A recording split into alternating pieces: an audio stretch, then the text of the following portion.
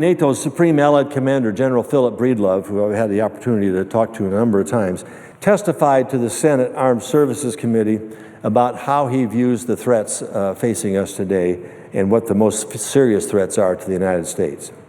Featured among them that he raised was a serious migration crisis that's destabilizing our European allies in particular. And let me quote from General Breedlove. Europe faces the daunting challenge of mass migration spurred by state instability and state collapse. The influx of people is masking the movements of criminals, terrorists, and foreign fighters. Within this mix, ISIL is spreading like a cancer, taking advantage of paths of least resistance, threatening European nations and our own nation with terrorist attacks. And each day, as we watch on television or read in the papers, this migration crisis continues to grow and grow worse.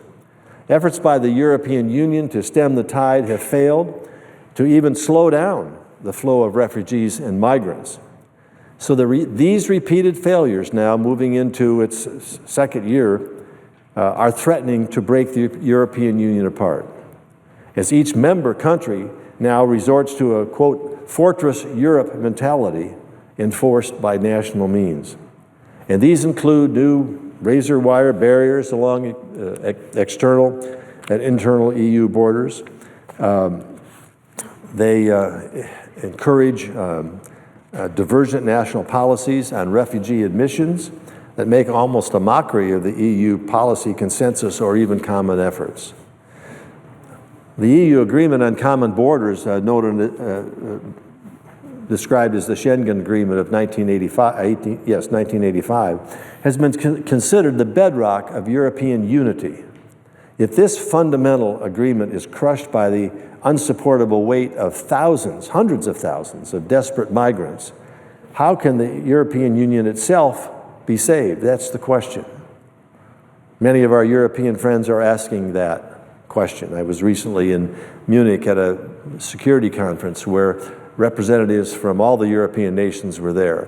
Number one topic, the flow of migration and the destabilization of Europe and the unity of Europe. Nations not abiding by their earlier commitments to receive migrants, nations raising barriers and building walls, whether they're razor wire or whether they are concrete walls around their borders. It's creating a major crisis in Europe. The political stability and social cohesion of individual European states are clearly under strain. Street riots, we've seen, police suppression, growing hostility between citizens and migrant groups are spreading like wildfire. Extremist political groups are feeding on this chaos and further threatening democratic institutions. Even in Germany, an extremist right-wing, basically fascist party has grown its popular support from 0 4 years ago to 15 to 20% today, taking over in many places as the third largest party in Germany. We all know that after key state elections this weekend, this may be growing. The latest EU effort to come to grips with this enormous problem is continuing at a summit meeting this week in Brussels with attendance by Turkey. The draft agreement on the table shows how desperate the Europeans have become. Without discussing the detailed items here, it's sufficient to note that the central proposition under consideration is this: a convoluted system to send some migrant refugees from Greece back to Turkey in exchange for other migrants to be resettled directly from Turkey to European countries. The United Nations High Commission for Refugees and other refugee organizations have denounced this proposal as unworkable and illegal. Some EU countries, such as Hungary, have even promised to veto this scheme. Without entirely prejudging a proposal still under consideration, I nevertheless have to guess that, even if it's accepted and enacted, it's unlikely to address the real dimensions of this migration problem. Something else clearly has to be done. The numbers that are coming in show an ever-expanding number of migrants seeking relief by taking treacherous routes, many of them guided by criminal elements into Europe and the European resistance and the instability that all of that is provided. The draft EU-Turkey agreement does include a commitment to pursue another idea, and that's what I want to talk about here this afternoon. I have long advocated this as hopefully a more workable solution, and that is to create conditions in and near Syria that will permit people to remain there in humane conditions of relative safety near their home country within their own culture. And to my knowledge, European leaders as a group have not before committed to pursue this solution. When I have raised it with European leaders personally, the response has often included the caution that Europe would not be willing to commit the resources necessary for such a solution. Now, I agree that the resources required would be considerable, and the political courage required would be even greater. But I have argued, what is the alternative? Until political leaders in Europe and here, as well as see that creating safe areas in and near Syria is the only possible solution to this migration crisis, the political courage and vision to take it up will be absent. But now, at last, the Europeans, having failed at a number of other efforts to address this destabilizing problem, they're talking about it. It's always been clear to me that such a solution is far beyond the capacity for Europe alone. It will require the United States and other cooperating powers to work with our European partners to create areas in and near Syria where Syrians can find safety and humanitarian relief. As difficult as this task sounds, and surely it is, it has been done before. There's a precedent here. The manner in which the international community eventually came to deal successfully with Bosnia War in the 1990s, gives us a useful template for how we can approach the safe area task in Syria.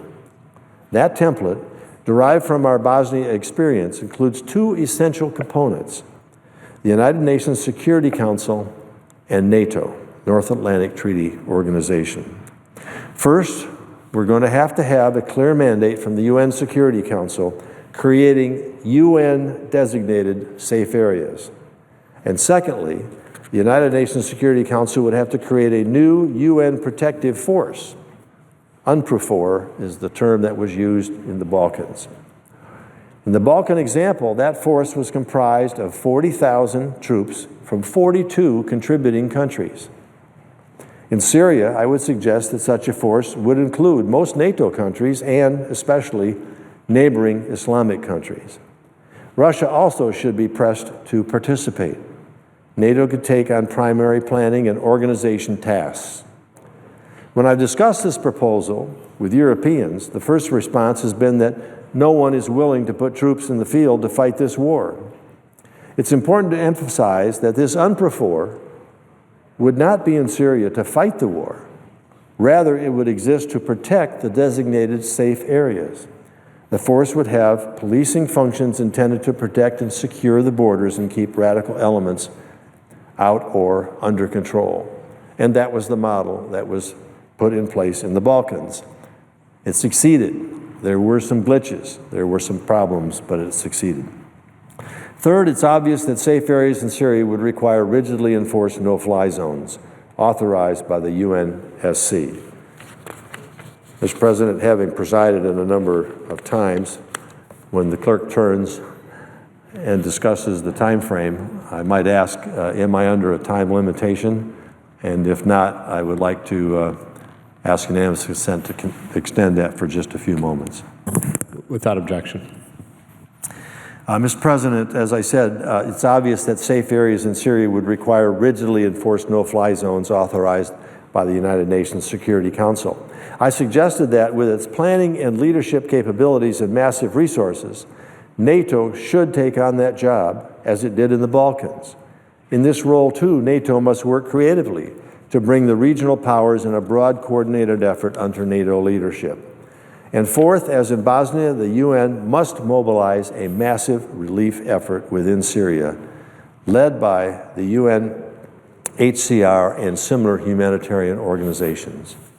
The international community must be willing to pay for this important humanitarian effort. We should call for major contributions from the regional states, European countries, and other traditional donor countries long committed to humanitarian crises. Dealing with so many refugees in safe, humane conditions will be expensive, yes, but it cannot be more expensive than the cost already being borne by those destination countries burdened with uncontrolled migration. In the current discussions with Turkey, the EU has offered 6 billion euros to help them deal with refugees, and Turkey has reportedly demanded as much as 20 billion. With such sums being discussed, and they almost certainly are underestimates, the costs for caring for these desperate people humanely in conditions of safety in our near and their own homeland are easily justified. Far vaster costs would be incurred if this problem is not dealt with effectively. For example, a collapse of the Schengen system and reimportation of border controls in Europe, a process now underway, could cost as much as 1.4 trillion euros over the next 10 years, according to a recent European Commission report. This is the cost in reduced economic output for the region, not including the cost for infrastructure and personnel if the Schengen system is abandoned. And returning to where I began, Mr. President, the extra security gained by such a solution is beyond price. I strongly believe the time has now come for us to press vigorously for this safe area solution to the migrant crisis. The problem is growing far worse with each passing month. Efforts to identify other solutions have failed, and the safe area proposal may be the only one left standing. Those who are discouraged by the admitted obstacles and great difficulties in pursuing this solution must simply be persuaded to take it up with creativity, determination, courage, and leadership.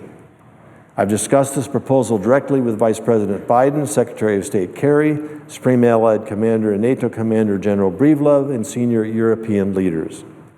The Vice President, based on his own experience with the Balkan Wars, agrees that the Bosnia precedent could be a useful guide. The General agrees that there are sufficient resources if there is sufficient political will. The European leaders I've spoken with agree that no other alternative is visible at this time. That they included this idea in the negotiations with Turkey is a positive sign. I intend to keep these discussions going in coming days. In conclusion, I am under no illusions about how difficult this task would be for either us or our allies. It's an enormous undertaking, and even when it does not address the underlying conflict in Syria, which has so far defied all of our best efforts, it is something that we must pursue. However, the continuing flow of millions of refugees and migrants is completely unsustainable, posing serious threats to our European friends and ultimately to all of us. And so, Mr. President, I will continue to press for this and talk to European leaders and others in our country to see this as a necessary and viable and doable solution to a crisis situation that is having enormous impacts on the stability of Europe and even on the United States in terms of this humanitarian crisis. With that, I thank my colleague for his patience in my concluding this and will yield the floor.